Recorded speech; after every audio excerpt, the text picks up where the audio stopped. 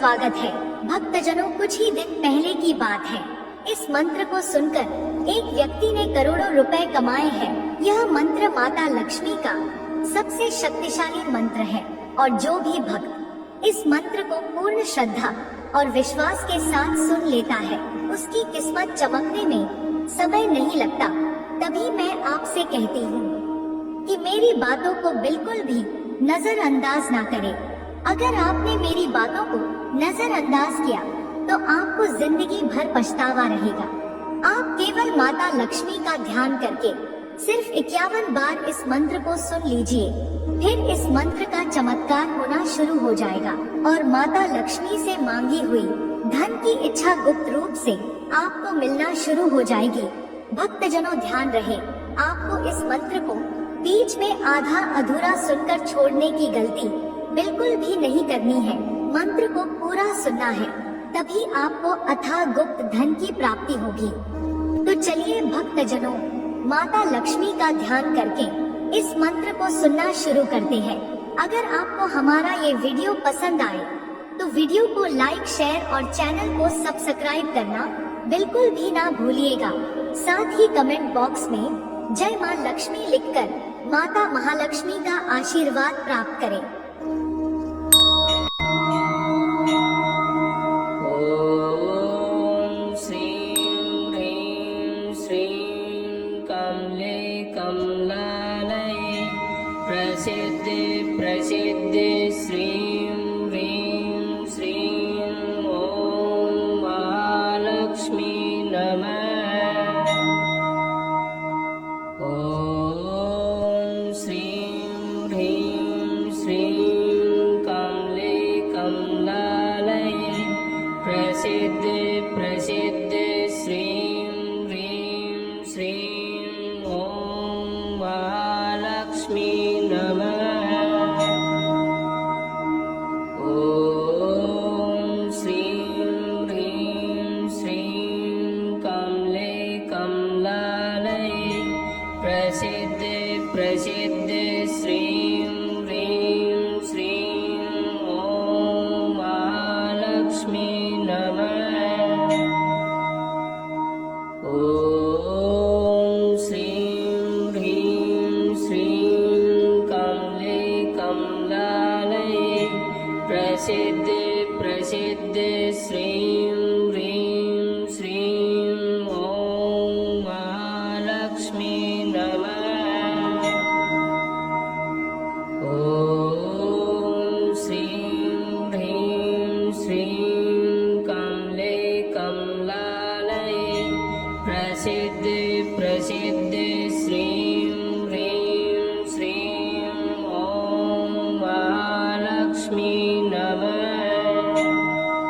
ओम श्रीं ह्रीं श्रीं कमले कमलालये प्रसिद्धि प्रसिद्धि श्रीं ह्रीं श्रीं ओम महालक्ष्मी नमः। ओम श्रीं ह्रीं श्रीं कमले कमलालये प्रसिद्धि प्रसिद्धि श्रीं ह्रीं श्रीं ओम महालक्ष्मी नमः।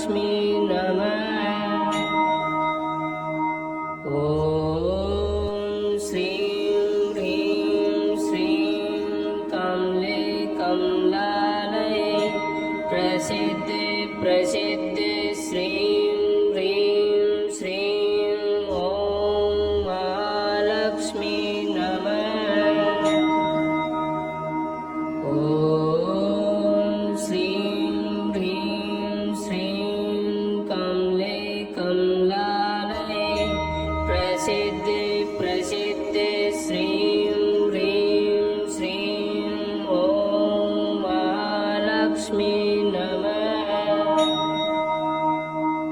ओम श्रीं ह्रीं श्रीं कमले कमलालये प्रसिद्धि प्रसिद्धि श्रीं ह्रीं श्रीं ओम महालक्ष्मी नमः।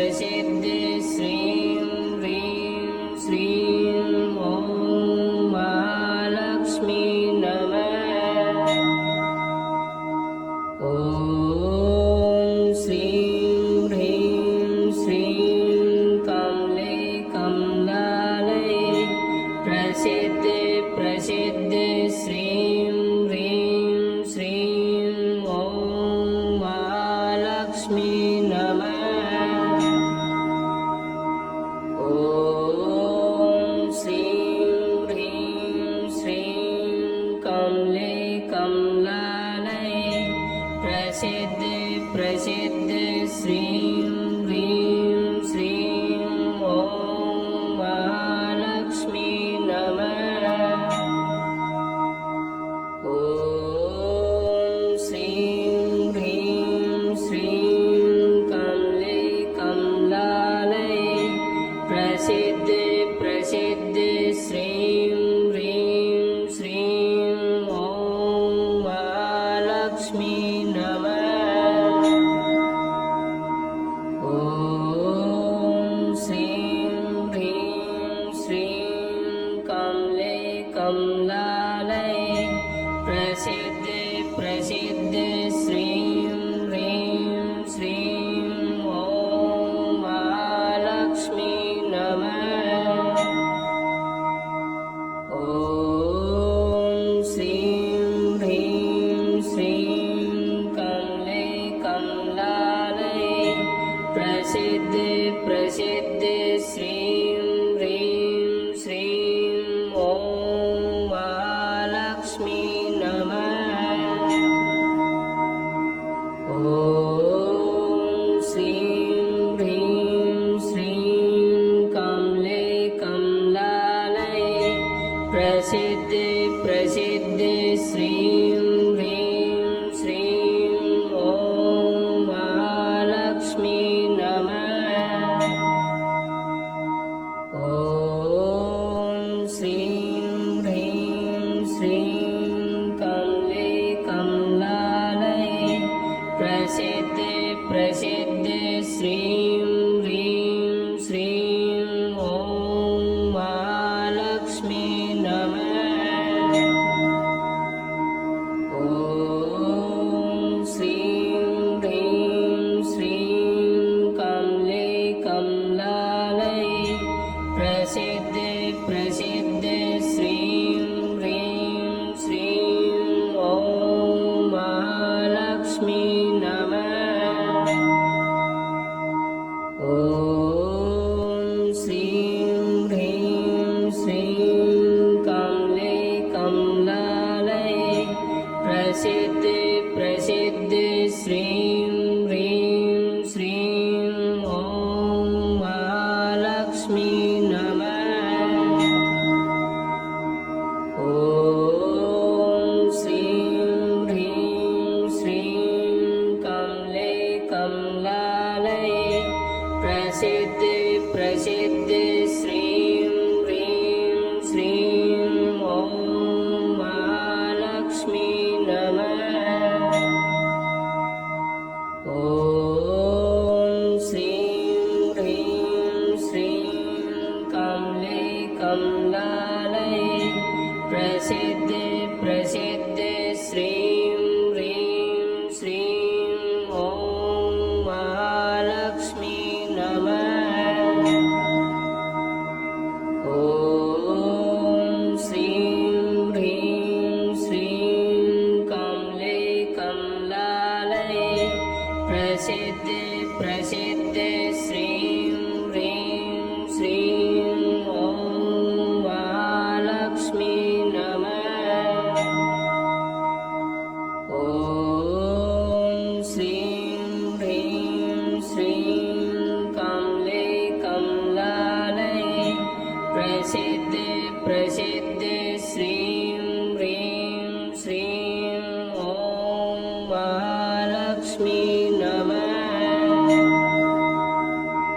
ॐ श्रीं ह्रीं श्रीं कमले कमलालये प्रसिद्ध प्रसिद्ध श्रीं ह्रीं श्रीं ॐ महालक्ष्मी नमः।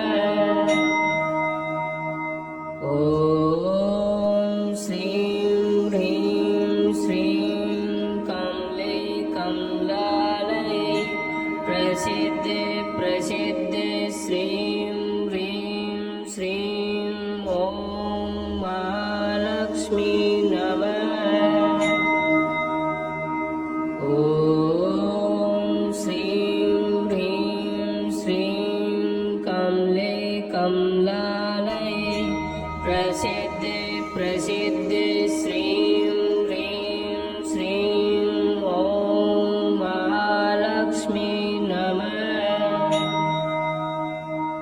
ॐ श्रीं ह्रीं श्रीं कमले कमलालये प्रसिद्ध प्रसिद्ध श्रीं ह्रीं श्रीं ॐ महालक्ष्मी नमः।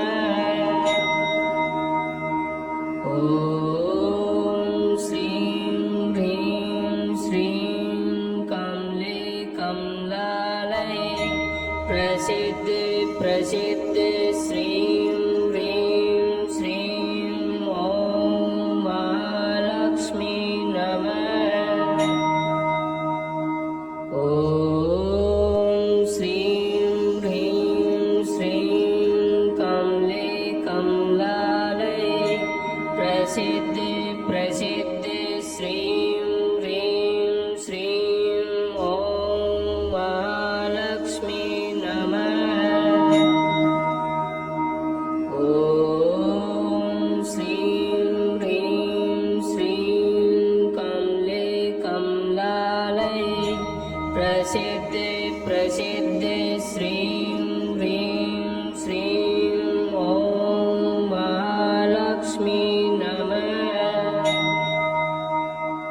ॐ श्रीं ह्रीं श्रीं कमले कमलालये प्रसिद्ध प्रसिद्ध श्रीं ह्रीं श्रीं ॐ महालक्ष्मी नमः। ॐ श्रीं ह्रीं श्रीं कमले कमलालये प्रसिद्ध प्रसिद्ध श्रीं ह्रीं श्रीं ॐ महालक्ष्मी नमः। ॐ श्रीं ह्रीं श्रीं कमले कमलालये प्रसिद्ध प्रसिद्ध श्रीं ह्रीं श्रीं ॐ महालक्ष्मी नमः। ॐ श्रीं ह्रीं श्रीं कमले कमलालये प्रसिद्ध प्रसिद्ध श्रीं ह्रीं श्रीं ॐ महालक्ष्मी नमः। अगर आपको हमारी वीडियो अच्छी लगे तो प्लीज़ लाइक करिएगा और वीडियो को ज़्यादा से ज़्यादा शेयर कीजिएगा। जिसको भी देखिए कोई दिक्कत परेशानी हो तो प्लीज़ हमारी वीडियो से आपको कुछ भी हेल्प मिले, कुछ भी परेशानी आपकी दूर हो तो प्लीज़ वीडियो को शेयर करिएगा। और वीडियो अच्छी लगे तो लाइक करते रहिए, कमेंट करते रहिए। Ambani GDS super. Thank you, धन्यवाद।